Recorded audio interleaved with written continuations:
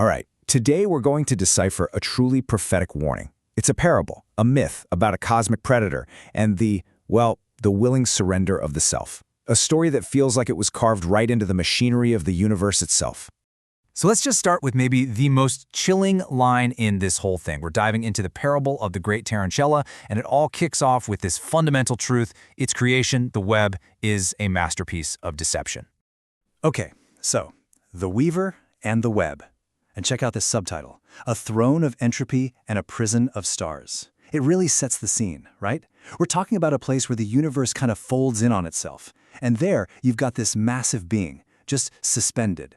But it's not a throne of power, not like a king's. It's something else entirely. A throne made of pure, organized chaos. And this being, it has a name. Sackless the Fool. But we know it as the great tarantula. And get this, its body isn't made of flesh and bone. It's made of laws. Its legs are literally the rules of its reality. Cold, hard, geometric lines that stretch out and pin the stars in the sky, just like a spider pins flies in its web. So, what does this tarantula create? The Twilight web. And here's the kicker, it's the perfect trap, because it doesn't look like a trap at all. It looks beautiful. It looks like the next step in your evolution. It shimmers, it hums, it basically screams, this is the way to become more. But behind all that beauty, every single thread is designed for one thing, and one thing only, total, absolute conformity. All right, next up, the willing victim. How pride becomes a confession. This is where it gets really fascinating, because you have to ask, who would walk into something like this, and why? Well, that's the whole secret, isn't it? The trap only works because the victim chooses to enter. So let's meet our tragic hero, the striver. Now this person is driven by two huge things. On one hand, you've got this deep, gnawing fear of just existing, the terror of being. But on the other hand, they have this massive intellectual pride. They're smart, and they know it. So they walk right into the web on purpose, because they see the resistance and think, a challenge. This must be the path to growth. They feel the web pushing back and mistake that friction for evolution. But here's the fatal mistake. The striver doesn't get it. Every single time they struggle, every time they push to prove how unique they are, all that movement just sends a little ping down the web. It's a confession. It's them screaming, hey, I'm over here. I'm different. And that just alerts the spider that an error has been detected and needs to be corrected. So now we get to the unmaking, the 3 stages of erasure. See, this tarantula, it doesn't need venom. It's way more sophisticated than that.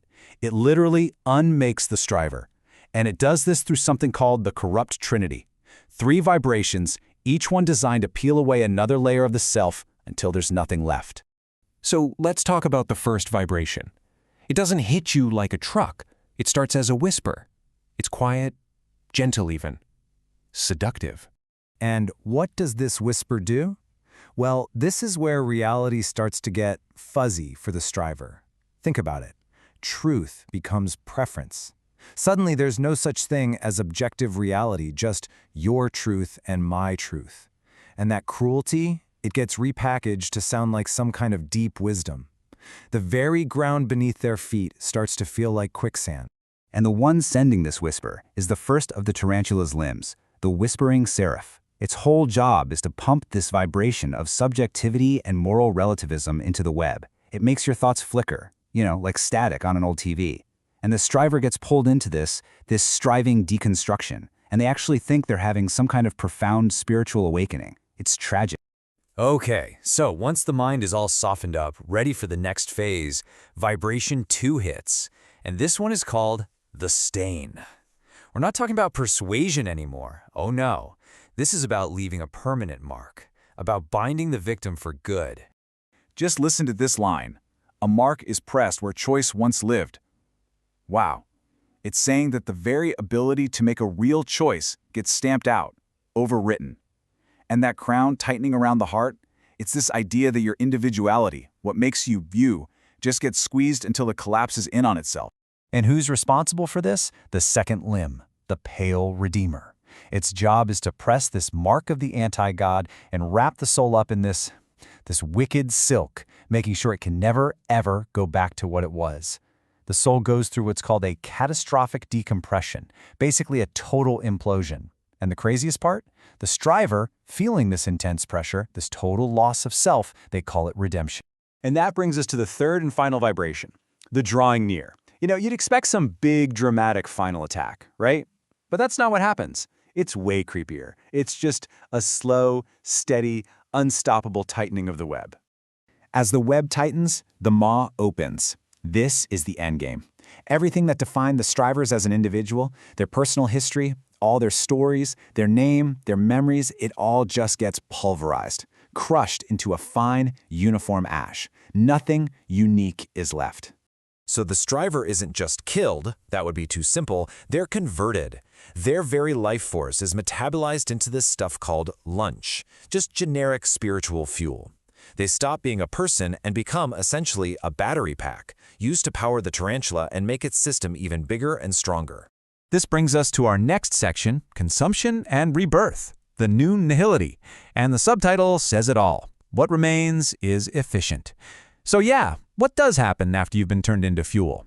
Well, you're not just thrown away. The system is too, efficient for that. You get rebuilt. So let's just recap this twisted journey. First, the striver feels resistance, calls it growth. Then their own thoughts dissolve, they call it an awakening. Next, they're marked and bound, and they call it redemption. And the final step, they're rebuilt as a part of the web itself. It's the complete opposite of a hero's journey. Every step they think is taking them forward is actually just making them a cog in the machine.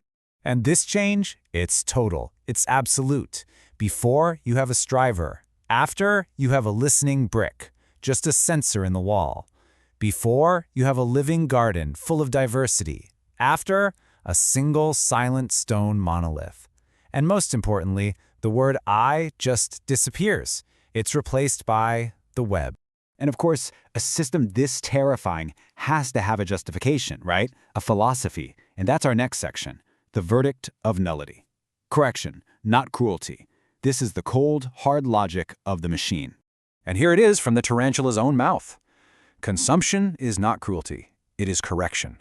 To be erased is to be aligned. I mean, how chilling is that? It's not being evil for the sake of being evil. From its perspective, it's just debugging the system. Individuality is a glitch. Being erased is just getting you back in line with the program.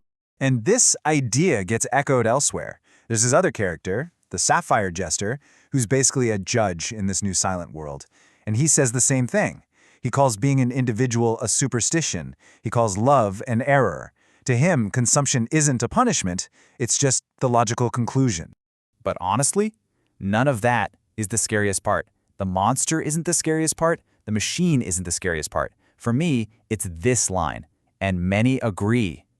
The victims, they go along with it. They welcome it. Why? Because the pressure of being a unique person, of having to make choices, it just became too much to handle. And that's really the question this whole parable leaves us with, isn't it?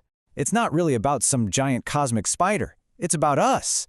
It's a question for you, for me, for everyone. At what point does the burden of freedom, the weight of making your own choices, get so heavy that just letting go and becoming part of the machine starts to sound like a relief?